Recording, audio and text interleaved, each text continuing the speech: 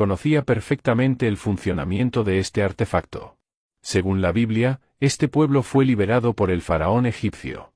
Sin embargo, de manera inesperada, el faraón decidió enviar a todo su ejército tras Moisés para aniquilarlo.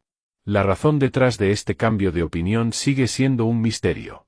Para desentrañar este secreto, debemos examinar las dimensiones peculiares del Arca de la Alianza tal como se describen en los textos bíblicos. El arca tenía 1,5 codos de alto, 1,5 codos de ancho y 2,5 codos de largo. Curiosamente, las dimensiones del sarcófago de la cámara del rey en la Gran Pirámide de Keops son notoriamente similares, 4,4 codos de largo, 1,9 codos de alto y exactamente 1,5 codos de ancho. Algunos creen que el sarcófago es más largo, pero esto se debe a que el arca no podía tocarse directamente.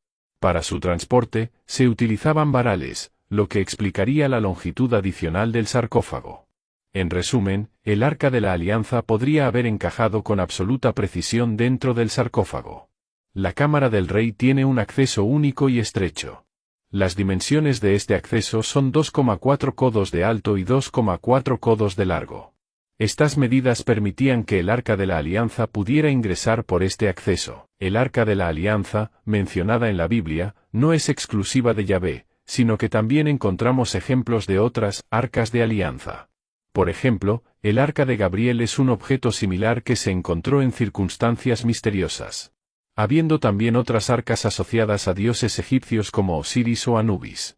En el antiguo Egipto, las ofrendas del séquito real a los dioses eran una parte importante de la práctica religiosa, y consistían en una variedad de bienes. Estas ofrendas incluían alimentos, bebidas y objetos preciosos. Los faraones inscribían orgullosamente en los muros del templo las largas listas donde constaba el oro, la plata, el ganado, y las tierras que habían ofrecido a los dioses.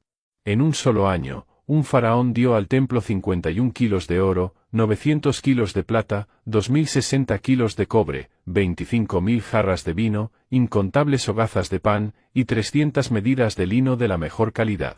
Mientras que con Yahvé era igual, al leer la Biblia vemos como en Números 31:17 después de una batalla, Yahvé ha exigido 675 ovejas y cabras, 72 vacas, 61 burros, 32 chicas vírgenes, y 420 libras de oro, y eso era para él, los seres humanos podían quedarse con el resto, dijo.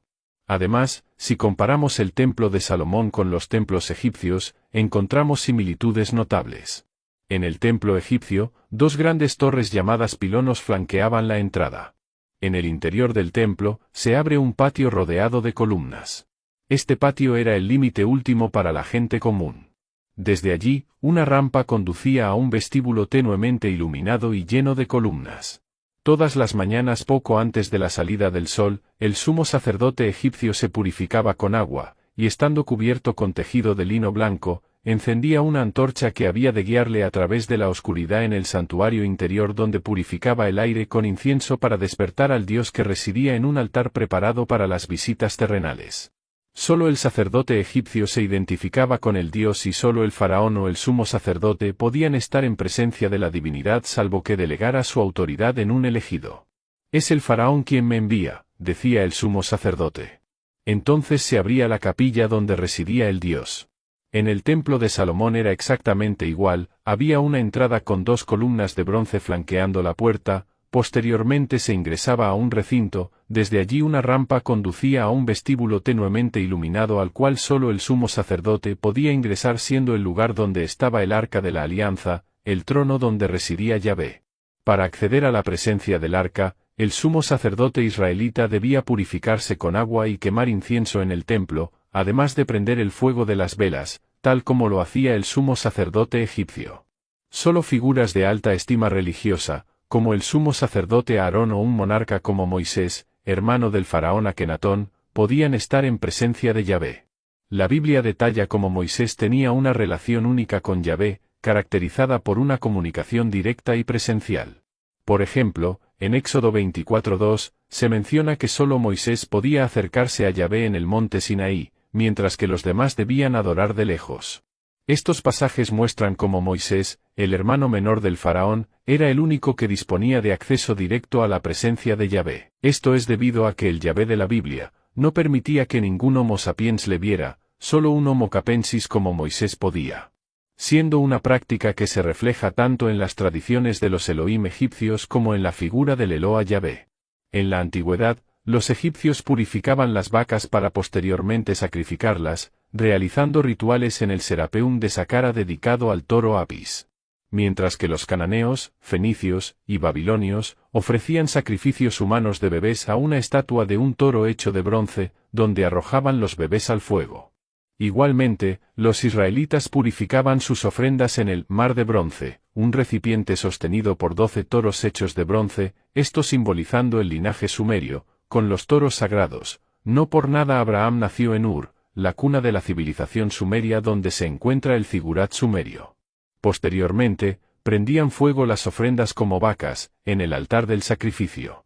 Dioses egipcios como Hathor tienen cuernos de toro. Dioses sumerios como Enlil tienen cuernos de toro, dioses nórdicos como Odín tienen cuernos de toro, dioses griegos como Zeus, se convirtieron en un toro para secuestrar a una mujer llamada Europa, quien dejó la descendencia del continente que llevó su nombre. La moneda del euro lleva cuernos de toro, el estandarte de la monarquía de Inglaterra lleva un toro, el mayor shogun de toda la historia de Japón fue Tokugawa Ieyasu, quien portaba una armadura con cuernos de toro. Y los ejemplos podrían seguir. El obelisco que se erige en la plaza de San Pedro del Vaticano, sede central de la religión católica, tiene un origen que se remonta a un templo egipcio antiguo. A menudo, una religión puede considerar a otra como pagana, y en consecuencia, destruir sus templos y estructuras, o simplemente hacerlas a un lado. Sin embargo, en este caso particular, se da una situación inversa, se robaron el obelisco del templo egipcio de Heliópolis, para terminar colocándolo en el medio del Vaticano. Aquellos que realmente controlan el Vaticano, y invierten millones de dólares en el mercado de valores, poseen conocimientos muy profundos e íntimos del antiguo Egipto, me atrevería a decir que hasta más abarcativos que del catolicismo en sí. Podemos apreciar cómo la simbología egipcia, como el sello del rey Salomón, se encuentra representada tanto en las paredes de los templos egipcios como en el Vaticano. Esta simbología también comparte paralelismos con las prácticas mágicas empleadas para proteger lugares sagrados, como el lugar donde se ocultó el Arca de la Alianza o la tumba del faraón Akenatón, con el fin de que solo aquellos iniciados pudieran acceder sin peligro de muerte.